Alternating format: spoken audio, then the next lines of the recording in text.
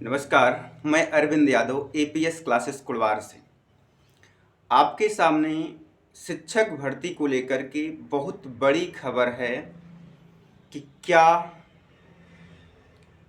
अब भारत में रोजगार के नाम पर कुछ नहीं होने वाला है।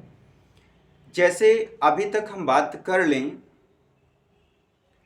कि जहाँ जहाँ पर एक अपनी बड़ी मुख्य सरकार आपको नज़र आ रही है, यूपी में 5-6 साल से कोई वैकेंसी नहीं, एक दो वैकेंसी आई, बड़ी भर्ती आई तो उसका भी पेपर रद्द हो गया।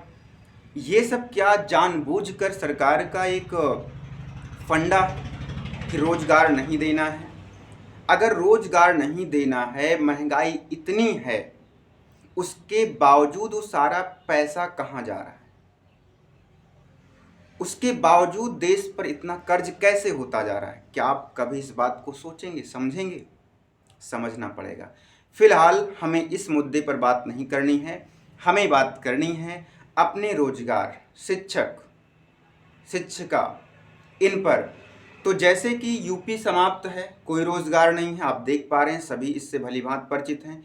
बिहार में रोजगार का सिस्टम बना था तेजस्वी के समय, और वो पलटू चाचा जी जब बीजेपी के साथ सम्मिलित हो गए तो वहाँ पर TRE 3 जल्दी से जल्दी भर्ती कराने की कोशिश की गई और पुनः साजिश के तौर पर उसको भी ख़त्म कर दिया गया।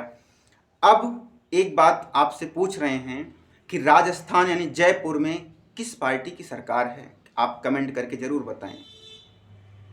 इसके पहले वहाँ जो सरकार थी वो शायद या कांग्रेस रही हो या बीजेपी रही हो, जो भी थी।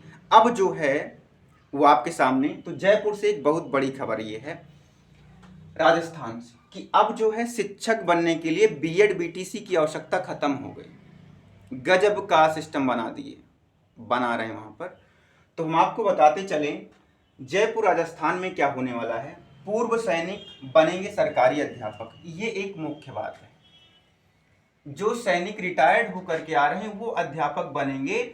और यहाँ पर एक वहाँ के जो शिक्षा मंत्री मदन दिलावर जी हैं, ये इन्होंने कहा कि जो अफसर फौजी रिटायर होके आएंगे अफसर, वो उनकी जो डिग्री है वो बीएड के बराबर मानी जाएगी। ऐसा कैसे होता है भाई? ऐसे कैसे होता है? यहाँ पे वो अलग ट्रेनिंग किए, ये अलग ट्रेनिंग है, कैसे होता है? क्या मतलब ये सरकार नहीं चाहती है? तो वहाँ की राजस्थान की जो मुख्य पार्टी का नाम क्या है? क्या वहाँ पर भी तो बीजेपी नहीं हो गई? अगर उसकी पार्टी यही तो नहीं है, और मुझे संभावना है कि ये यही पार्टी होगी, क्योंकि ये इसी की देन है। यही चाहती है रोजगार के नाम पर एकदम जीरो, महंगाई इतनी, फिर भी देश पर कर्जा इतना। ऐसे कैसे होता है? आप समझो जरा, इनको क्या करना चाहिए। अब हम कैसे आपको बताएं कि ये जहाँ जहाँ पे हैं रोजगार के नाम पर बिल्कुल नील हैं। तो आप ध्यान रखिए, अगर रोजगार चाहिए तो अभी समय है, अभी इलेक्शन स्टार्ट है, अपनी औकात दिखा दीजिए सब लोग, जितने युवा हैं, कि भाई हम बीएड बीटीसी वालों का क्या होगा जब उनको आप जो पुराने जो ये नए युवक बीएड बीटीसी करके निकल रहे हैं, इनका क्या होगा? और उसी में कहते हैं कि धर्म की राजनीति, हिंदू मुस्लिम में दंगा होता ही। अरे भाई, खाली घर शैतान का, जब उनको रोजगार नहीं मिलेगा, घूमेंगे नाचेंगे टहले दुष्टता ही करेंगे ही। आप उनको रोजगार दीजिए, अपने काम पर लगाइए, तो आराम से सब कुछ शांत रहेगा। लेकिन ये नहीं सोचती सरकार, इसको तो मजे लेने हैं। समझ रही है कि हम 5 किलो राशन से दे करके जनता को मूर्ख बनाए हैं, वोट तो मिलेगा ही, तो रोजगार दे के क्या लाभ है? सुधर जाओ, समझ जाओ, अभी समय है, अभी स्टार्ट हुआ है। तो शिक्षा मंत्री मदन दिलावर ने ये बात कही है कि जो पूर्व सैनिक हैं वो सरकारी अध्यापक का दर्जा उनको दिया जाएगा। जो बीएड बीटीसी हैं उनके बराबर की वो योग्यता मानी जाएगी। इन्होंने मदन दिलावर जी ने कहा कि मुख्यमंत्री भजन, ये मदन और भजन दोनों इनके पास भेजा जाएगा और ये उसको आगे प्रमोट कर देंगे, ये कहा गया है। तो क्या बीएड वाले क्या करेंगे?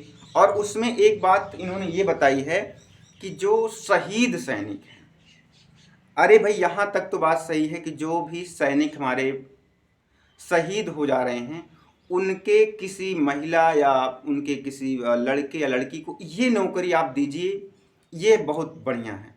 लेकिन जो शहीद हुए हैं उनके परिवार के भरण पोषण के लिए आप अगर ऐसा करते हैं, ये पूरे देश में होना चाहिए, इसके लिए कोई दिक्कत नहीं है। लेकिन जो सैनिक रिटायर्ड होकर के आए हैं उनको आप अध्यापक बना रहे हो, बीएड बीटीसी जो शिक्षक योग्य हैं, इतने दिन से तैयार हैं, उनको आप निगलेक्ट कर रहे हो, तो ये आपकी कैसी पॉलिटिक्स है? ऐसे थोड़ी ना होता है। युवाओं के साथ खेल खेलो। तो सभी युवा वर्ग जो हैं समझ जाएं, संभल जाएं और ध्यान रखें। ये जल्द से जल्द प्रस्ताव में हम आपको उसका वो पेपर कटिंग आपको दिखाएंगे ज़रूर, कैसे भी करके। आपको ये फर्जीवाड़ा नहीं, ये एकदम बिल्कुल हकीकत है, ये होगा। ऐसे विचार प्लान पर ये जल्द प्रस्ताव पारित हो जाएगा अगर यही रहा, क्योंकि सीएम जो वो 2027 के आसपास चुनाव होने का है, ये अभी पीएम के लिए चल रहा है केंद्र का, और केंद्र भी हटाओ क्योंकि कुछ सारा सिस्टम जो है यहीं से चलता है। अब आप सभी को लगेगा कि हम बीजेपी का विरोध कर रहे हैं, बिल्कुल हम गलत का विरोध कर रहे हैं। जो गलत कर रहा है उसे कह रहे हैं, और ये गलत बिल्कुल है। अब आप समझदार हैं कि आपको क्या करना चाहिए। यूपी में आप देख रहे हैं, बिहार ने भी, बिहार में जब से नीतीश जी सम्मिलित हो गए बीजेपी में, वो भी खत्म हो गया। और ये पार्टी राजस्थान में भी पहले ये बनी फिर से बीजेपी सरकार, वहाँ पे नील सिलेंडर 400 का मिलता, 400 कह करके आज कितना 400 को मिल रहा है? नहीं मिल रहा है, कुछ नहीं है, एकदम बकवास है। फिलहाल आप समझदार हैं, हम भी एक शिक्षक हैं और आप भी एक शिक्षक होने वाले हैं, तो ध्यान रखिएगा। ये ज़्यादा अपना मत जो है सही इंसान को दीजिए और अपनी पढ़ाई को ज़रूर बना के रखिए मेंटेन। आज की बात इतनी है, और अपनी युवा शक्ति आप इस बार दिखा दीजिए। धन्यवाद।